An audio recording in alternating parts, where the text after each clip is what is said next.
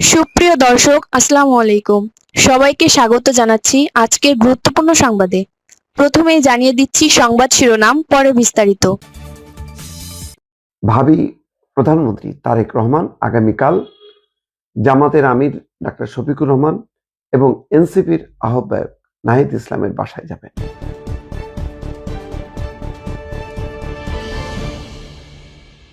বাংলাদেশে সত্যি অন্যরকম একটা নির্বাচন হলো। এইমাত্র ব্রেকিং খবর হচ্ছে, বিএনপির চেয়ারম্যান ভাবি প্রধানমন্ত্রী তারেক রহমান আগামীকাল জামাতের আমির ডাক্তার শফিকুর রহমান এবং এনসিপির আহ্বায়ক নাহিদ ইসলামের বাসায় যাবেন।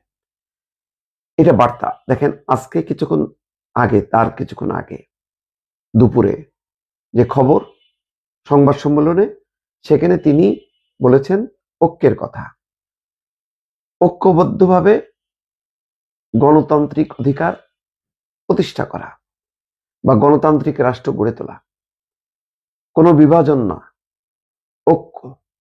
সেই ঐক্যের একটা প্রতিফলন ঘটানোর জন্যই তিনি আগামীকাল যাবেন বলে আজকে ঘোষণা দিচ্ছেন। এই মুহূর্তে সারা বাংলাদেশে কি হচ্ছে, বিভিন্ন জায়গায় প্রতিদ্বন্দ্বীরা হানাহানি করছে। ইতিমধ্যে দুজন মারাও গেছে, বাগেরহাটে একজন আর গতকালকে মুন্সিগঞ্জে একজন। এখানে যে রেষারেষি, সেই রেষারেষিটা ব্যাপক আকারে বিস্তৃত না হলেও ঘটনা তো ঘটেছে এবং এটা ঘটতে পারে।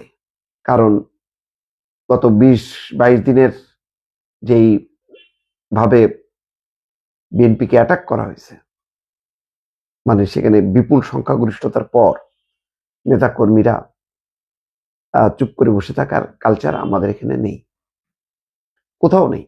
পাশের দেশ ভারতে দেখেন কয়েকশো মারা যায়, আমাদের এখানে হাতে গোনা 1-2জন মারা গেছে।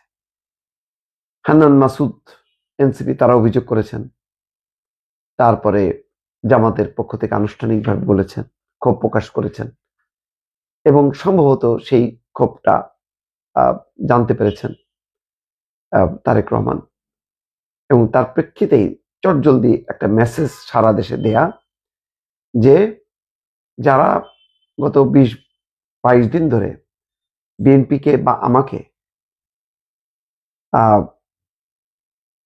যারা নানাভাবে তুচ্ছ তাচ্ছিল্য করেছে, অপমান করেছে, অসম্মানজনক উক্তি করেছে, আমি রিভেঞ্জ নিতে চাই না, প্রতিহিংসা নিতে চাই না, সবাইকে নিয়ে দেশটা গড়তে চাই। এই যে বার্তাটা যখন নাকি দলের চেয়ারম্যান নিজে করেন, তখন নিচের স্তরে আস্তে করে থেমে যায়। এই থামানোর একটা চেষ্টা বা আগে থেকে যে কমিটমেন্ট, যে সবাইকে নিয়ে দেশটা গড়ব, তার একটা বহিঃপ্রকাশ ঘটাচ্ছেন তারেক রহমান আগামীকাল। এই ঘোষণা দেওয়ার সাথে সাথে সারা দেশে একটা বার্তা পৌঁছে যাবে। এছাড়াও দেখেন, আজকে সারা বিশ্ব, ইউরোপ, আমেরিকা তাদের পক্ষ থেকে বলেছে একটা সেরা নির্বাচন, 2008-এর পর এরকম নির্বাচন তারা দেখেনি এবং বলছে এই নির্বাচনটা যেন উদাহরণ হিসাবে থাকে, এটাকে ধরেই সামনের নির্বাচনটা আরো ভালো করা। তাহলে এই নির্বাচন একটা ভালো নির্বাচন হয়েছে। এই ভালো নির্বাচনে কেন হানাহানি মারামারি হবে? যদি হানাহানি মারামারি হয়, তাহলে শেখ হাসিনার আমলের নির্বাচনের সাথে এই নির্বাচনের পার্থক্যটা কোথায়? অর্থাৎ একটা গণতান্ত্রিক রীতিনীতি, গণতান্ত্রিক সংস্কৃতি এবং নির্বাচন নিরপেক্ষ হবে। আজকে তারেক রহমান কিন্তু বলেছেন আজকে সবাই মুক্ত, স্বাধীন, কিন্তু সবাইকে দায়িত্বশীল আচরণ করতে হবে, এটা অনুরোধ করেছেন। এইরকম চমৎকার নির্বাচনের পর হানাহানি মানায় না।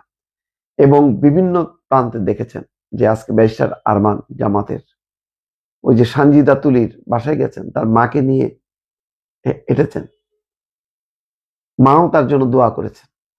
আরো অনেক জায়গায় জামাতের প্রার্থী গেছে বিএনপির প্রার্থীর বাসায়, নির্বাচিত বিএনপির নির্বাচিত প্রার্থী গেছেন পরাজিত জামাতের প্রার্থীর বাসায়, মিষ্টি মুখ করেছেন।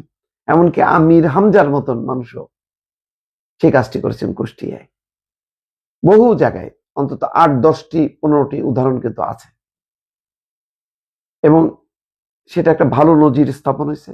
আজকে কেন্দ্রীয়ভাবে তারেক রহমানের এই ঘোষণা, এবং আগামীকাল নিশ্চয়ই তিনি যাবেন, এই যাওয়ার মধ্য দিয়ে সবাই মিলে, সরকার বিরোধী সবাই মিলে একটা ভালো সংসদ গড়ে তোলা, ভারত দায়িত্বশীল আচরণের মধ্য দিয়ে দেশটা গড়ে তোলার যে আকাঙ্ক্ষা প্রত্যয় তারেক রহমানের, আজকের এই অ্যানাউন্সমেন্টের মধ্য দিয়ে সেটা আবারও প্রমাণিত হলো। দর্শক।